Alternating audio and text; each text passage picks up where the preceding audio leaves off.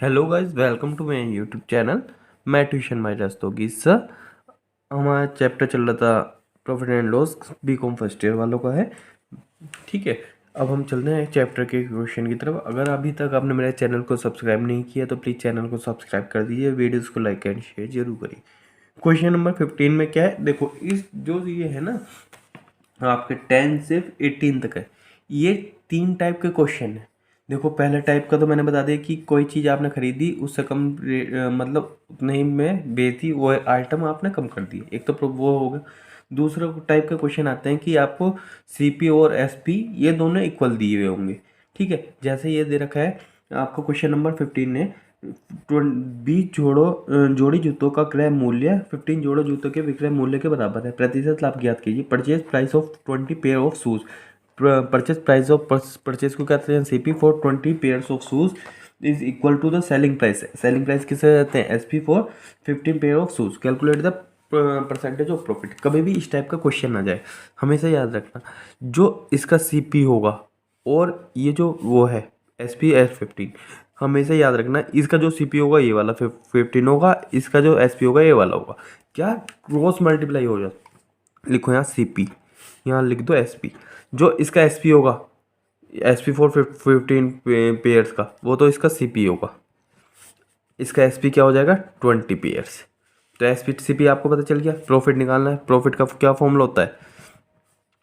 SP minus CP upon CP, क्योंकि percentage निकालनी है, इंटू 100। यही तो था, देखो कितना सिंपल है। 20 माइनस 15 अपॉन 15 इंटू 100 परसेंटेज। फिर 20 में 15 ये आया, कितना बचेगा? 5 अपॉन 15 इंटू 100। 5 3 ज़ा 15, तो 100 अपॉन 3, 100 अपॉन 3 कितना होता है? 33। सही, 1/3 परसेंटेज। ये आपका आंसर आ गया। देखो कितना सिंपल है। क्या करा, जो भी सीपी आपको पेयर में दे रखा हो दोनों इक्वल हैं, उसका जो सीपी होगा वो एसपी के बराबर होगा। जो एसपी का मतलब एसपी के जो पार्ट्स दिए हुए हैं वो उसके सीपी के बराबर होगा। सीपी जो एसपी जो उसके सीपी के पार्ट्स के बराबर होगा। एसपी सीपी आपको पता चली, क्वेश्चन को आप सोल्व कर लेंगे। क्वेश्चन नंबर देखते हैं 16। क्वेश्चन नंबर 16 कह रहा है 10 अंडों का विक्रय मूल्य और 11 अंडों के क्रय मूल्य के बराबर है। Selling price of 10 egg is equal to the purchase price of 11 X. S P of 10 X किसके इक्वल है? C P of 11 X. ठीक है, ये चीज़ दे रखी है।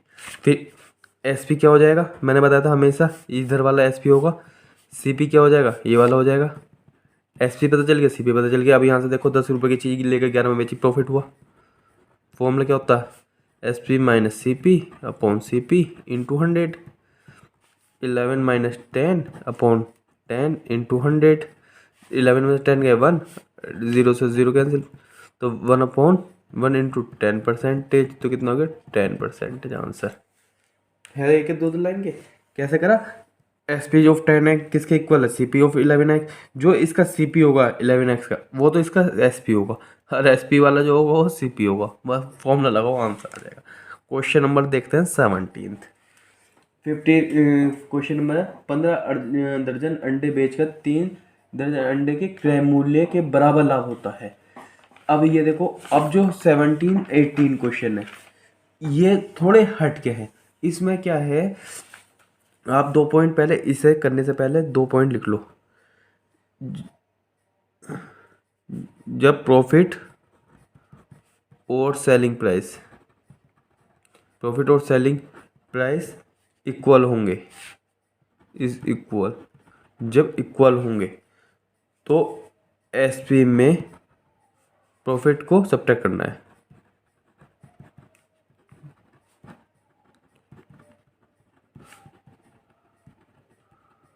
ठीक है, क्या बोला? जब प्रॉफिट या सेलिंग प्राइस इक्वल होंगे तो अब सेलिंग प्राइस में प्रॉफिट को सब्ट्रैक्ट करना होगा।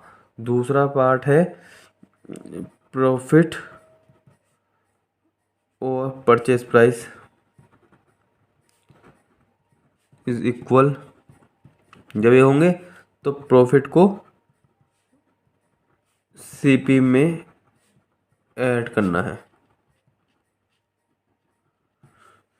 ठीक है, क्या अगर प्रॉफिट होगा प्रॉफिट और सेलिंग प्राइस दोनों इक्वल हैं, तो प्रॉफिट को सब्ट्रैक्ट करना है किस में से, एसपी में से, और प्रॉफिट और सेलिंग प्राइस इक्वल हैं तो आपको सीपी में ऐड करना है। अब जैसे क्वेश्चन नंबर देखते हैं, ये 17 नोट्स लिख लेना है आगे। अब क्वेश्चन नंबर 17 पे चलते हैं हम। क्वेश्चन नंबर 17 ये आपको कह रहा है 15 दर्जन अंडे on selling 15 selling price of 15 dozen eggs. ठीक है, सेलिंग ऑफ 15 डजन एग्स क्या बता रहा है, profit and is equal to the purchase price. जो प्रॉफिट है इक्वल टू परचेज प्राइस, वो सेलिंग मतलब किसके इक्वल है, जो प्रॉफिट आपने कमाया वो परचेज प्राइस के इक्वल है, सीपी के, मतलब सीपी प्रॉफिट के इक्वल है। तो इसमें क्या हो जाएगा, मैंने बताया था आपको, तो एसपी ऑफ 15 डजन एग्स किसके इक्वल हो जाएगा, सीपी ऑफ 15 डजन एग, क्योंकि जो एसपी होगा 15 डजन का वही तो सीपी, मतलब जब तुम खरीदोगे 15 दर्जन के तुमने एग खरीदे जब भी तो बेचोगे उसे, जब खरीदे नहीं तो क्या होगा, फिर एसपी निकलता किसमें, जब सीपी होगा 15 डजन एग का, और उसमें कुछ चीज़ जब प्रॉफिट होगी जब भी तो सेलिंग प्राइस होगा। सेलिंग प्राइस कैसे निकलता है, सीपी प्लस प्रॉफिट ही तो बोलते हैं हम कि जो आपने खरीदा, कि जितने रेट पर खरीदा उसमें क्या प्रॉफिट है, वो एसपी तो होता है। तो सीपी का तो देखो सीपी ऑफ 15 डजन, जो एसपी होगा, जैसे इसमें 15 डजन दे रखा तो 15 डजन तो हो गई होगा, प्लस उसमें प्रॉफिट कितना है, प्रॉफिट जैसे इसमें बता दिया कि 3 डजन एग का प्रॉफिट है, तो टोटल कितना एसपी हो जाएगा, क्योंकि ये उससे पहले की चीज़ बता दी, मतलब उससे बात की बात कि एसपी जो 15 डजन एग है वो सीपी को 15 डजन एग के इक्वल होगा, प्लस प्रॉफिट भी होगा उसमें। तो फिर से 15 डजन तो एग तो इसमें ही है, 15 डजन एग्स तो इसमें ही होंगे, क्योंकि जब C S P 15 dozen egg तो सी पी भी 15 डजन एग हो, प्लस 3 डजन एग इसमें प्रॉफिट हुआ, तो टोटल कितने हो गए, 18 डजन एग हो गए, नहीं हो गए, किसके इक्वल आया, S P of 15 dozen egg. देखो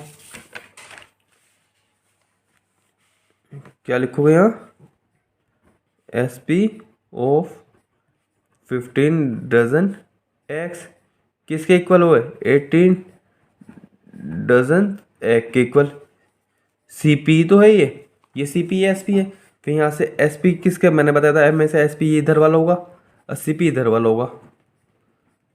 अब देखो 15 की चीज़ 18 में बेच रहे हो तो प्रॉफिट ही तो हुआ, profit equals to S P minus C P upon C P into 100, यही तो होगा। एस पी कितना है, 18 माइनस 15 अपॉन 15 इंटू 100, 18 में 15 गया 3 अपॉन 15 इंटू 100, यही तो बचेगा, 3 5 से 15 5 20 जा, तो 20% इसका आंसर आ गया। कैसे करा देखो, दोबारा देख लो, मैं बोल दूँ जो सेलिंग प्राइस होगा 15 अंडों का, जो सेलिंग प्राइस होगा क्या वो कॉस्ट प्राइस से 15 डजन है प्लस प्रॉफिट के इक्वल नहीं होगा। मैं कह दूँ 10 रुपये की चीज़ ली आपने, ठीक है, जो 10 रुपये की ली है आपने, उससे कितने की बेचोगे उसमें प्रॉफिट ही तो ऐड होगा, तो 15 दर्जन का है तो 15 डजन तो इसका भी होगा, प्लस 3% प्रॉफिट हो जब तो एस पी आएगा, 18 डजन आएगा आ गया, ये सी पी आया इसका, ये आया सी पी तो चल रहा है सब, ये सी पी में तो ऐड करा सी पी आ गया, तो मैंने इसे लिख दिया एस पी ओ 15 डजन है किसके इक्वल हो गया, 18 डजन सी पी के। तो मेरे को पता है एस पी जो होता है वो इसका होगा 18 और सी पी होगा इसका होगा 15, डायरेक्ट फॉर्मूला लगा दो आंसर आ जाएगा। अब क्वेश्चन नंबर 18 और देख लेते हैं, लास्ट क्वेश्चन इसका, इस पार्ट का। 45 बुक बेचने पर क्या on selling 45 books equals to C P of 45 books plus profit, यही चीज़ तो होगी, सेलिंग प्राइस होगा सी पी प्लस प्रॉफिट के इक्वल होगा। अब यहाँ पे क्या दे रखा है, प्रॉफिट इक्वल है सेलिंग प्राइस के, profit equals to selling price के।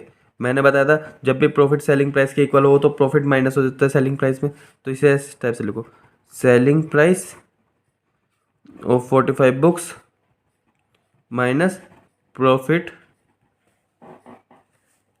ऑफ 15 बुक्स किसके इक्वल होगा, CPO 45 बुक्स के इक्वल होगा नहीं होगा, इतना आ गया। ठीक है, अब यहाँ से देखो 45 बुक्स थी, 15 बुक्स का इसमें प्रॉफिट माइनस कर दिया। 45 में से जब 15 बुक का प्रॉफिट माइनस कर दिया तो कितनी बुक बचेंगी, तो SP बचेगा कितने बुक का, SP ऑफ 30 बुक्स का ही तो बचेगा। भाई तुमने क्या किया, सेलिंग प्राइस 45 बुक्स का था, प्रॉफिट ऑफ 45 बुक्स पर प्रॉफिट हो गया। मैंने बताया था आपको जब भी प्रॉफिट सेलिंग प्राइस के इक्वल होगा प्रॉफिट माइनस हो जाता है सेलिंग प्राइस में। ये माइनस कर दिया। अब जब सेलिंग प्राइस 45 बुक का, उसमें प्रॉफिट 15 बुक का खत्म हो गया, तो कितनी बुक रह जाएंगी, 30 रह गई। 30 books of SP equals to CPO 45 books, यही तो रहा। तो SP यहाँ से कितना हो गया, 45 आ गया, CP कितना आ गया, 30 आ गया। प्रॉफिट का फॉर्मूला लगा दो, आंसर आ गया 45 माइनस 30 अपॉन 30 इंटू 100। इसमें 15 आ जाएगा, 15 अपॉन 30 इंटू 100, 15 टू द 30, ये 50, तो 50% इसका आंसर है। ये सही आंसर आ रहा है कि ये 50% पे वो प्रॉफिट होगा इससे, मतलब CP जितने मतलब उसने बेचा था जब उसके इक्वल था तो 50% प्रॉफिट हुआ उसे। कैसे करा, देखो सेलिंग ऑफ 45 बुक्स का निकाले, CP ऑफ 45 प्लस प्रॉफिट। हमें पता है प्रॉफिट अब सेलिंग प्राइस इक्वल होता है तो प्रॉफिट हमेशा सेलिंग प्राइस में सब्ट्रैक्ट होता है, तो मैंने सब्ट्रैक्ट कर दिया। 45 माइनस 15 30 बुक्स रह गई। यहाँ पे CP ऑफ 45 बुक्स, हमेशा याद रखना जब भी SP ऑफ 30 बुक्स होगा इक्वल होगा CP के, जो उसका CP के साथ जो भी वैल्यू आ रही होगी वो तो SP हो जाएगा, जो SP के साथ वैल्यू आ रही होगी वो CP हो जाएगा। फिर फॉर्मूला लगाओ तो आंसर आपका आ जाएगा। ठीक है, अगर अभी तक आपने मेरे चैनल को सब्सक्राइब नहीं किया तो प्लीज़ चैनल को सब्सक्राइब कर दिए, वीडियोस को लाइक एंड शेयर जरूर करिए। Thank you.